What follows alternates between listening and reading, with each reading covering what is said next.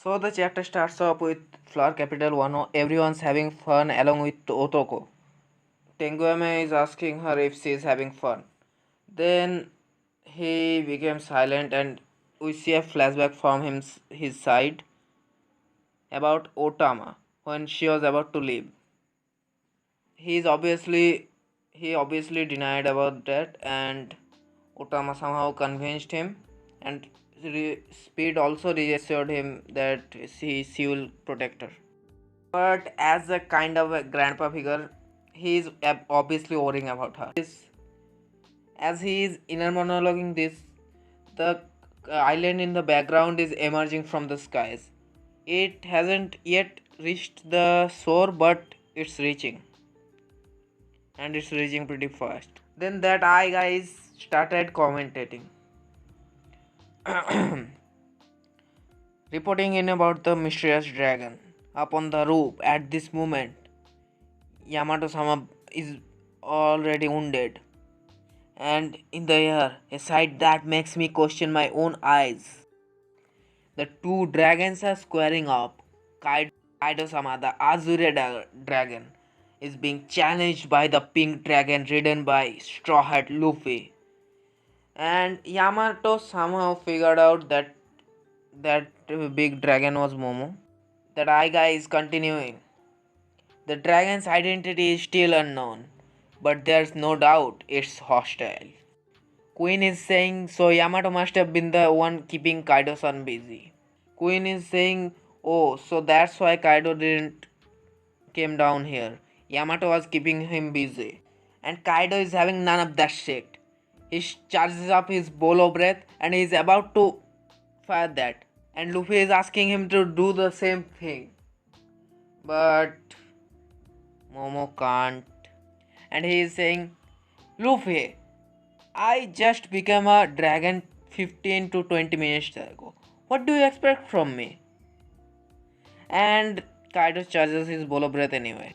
Momo is saying to Luffy, remember, I am in no position to fight right now. I don't know anything about these fancy things. What you guys use and this big dragon is using. Oh, is that so? Then Momo.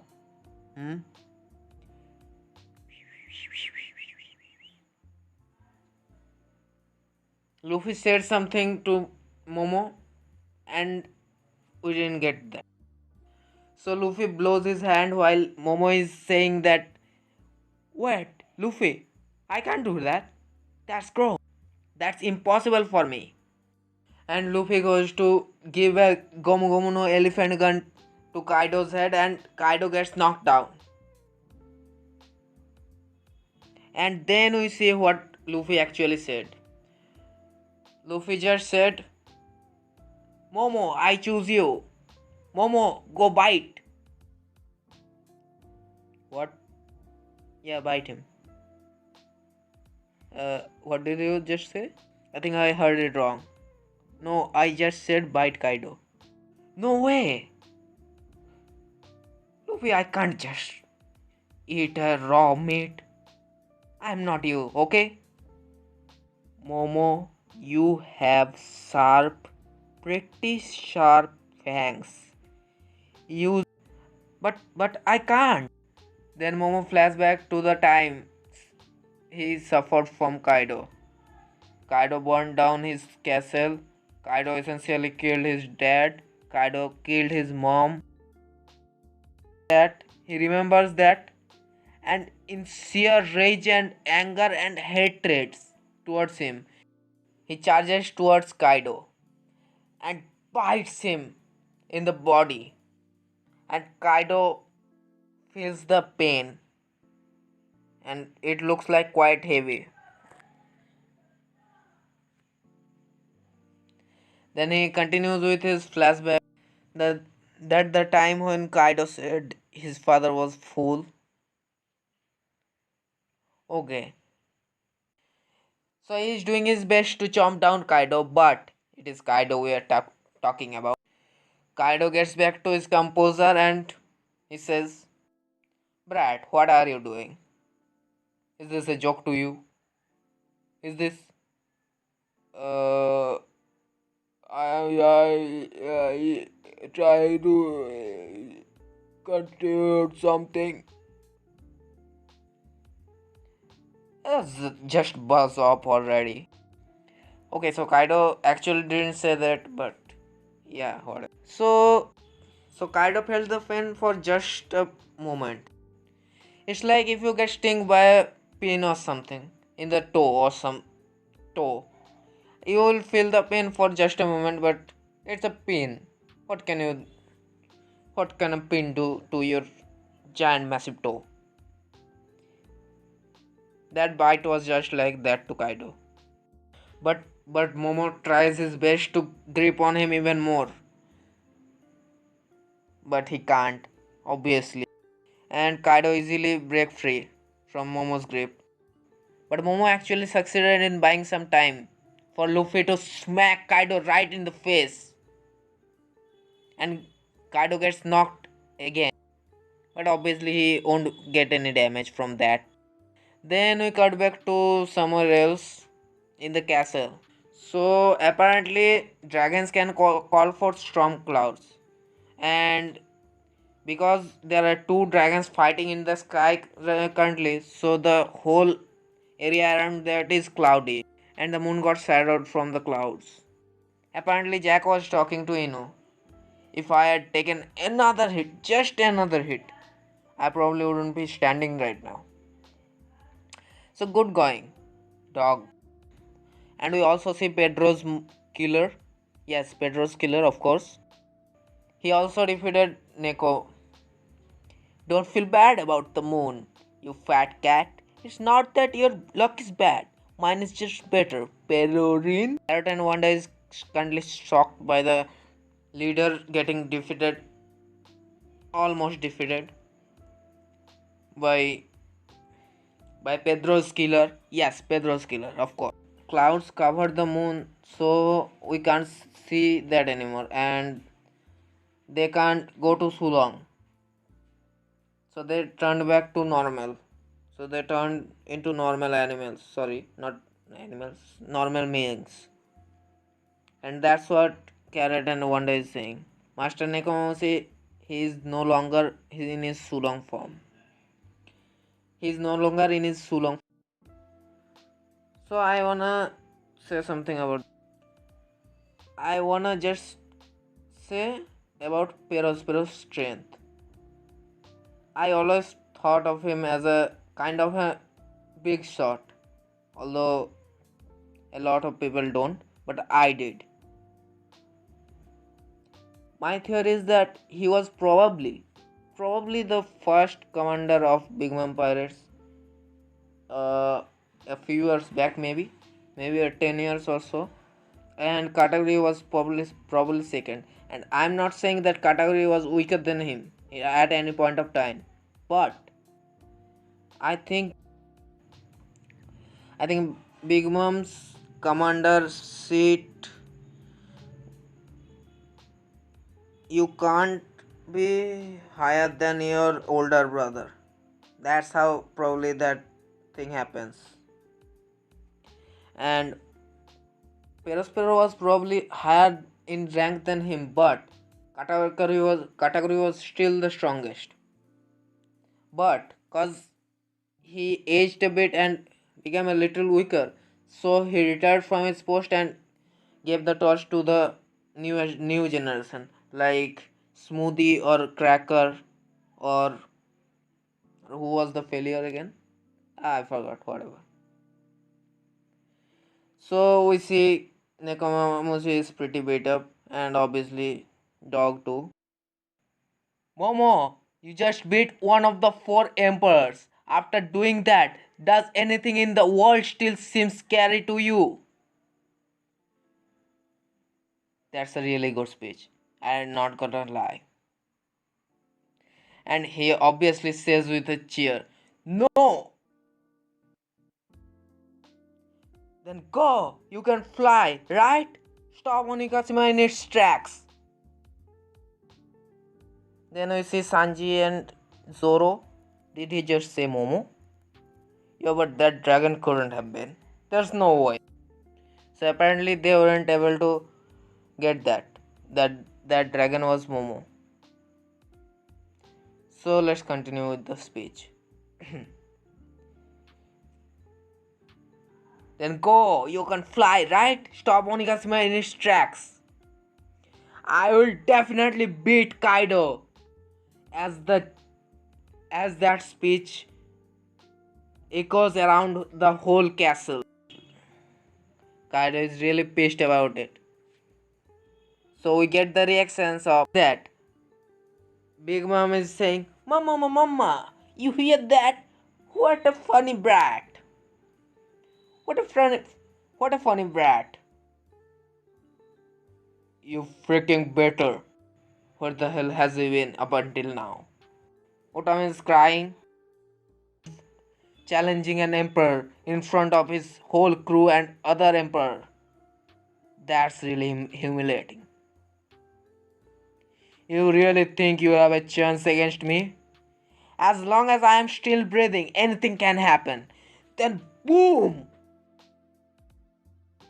Epic Conqueror's clash between Luffy and Kaido. And the heaven splits apart. And the heavens split apart as they clashed. Just like when Whitebeard and Rogers clashed. When Shanks and Whitebeard clashed. When Big Mom and Kaido clashed. Here, right here. This is the proof. Luffy is already on Emperor level. But not on the same level as Kaido, but still.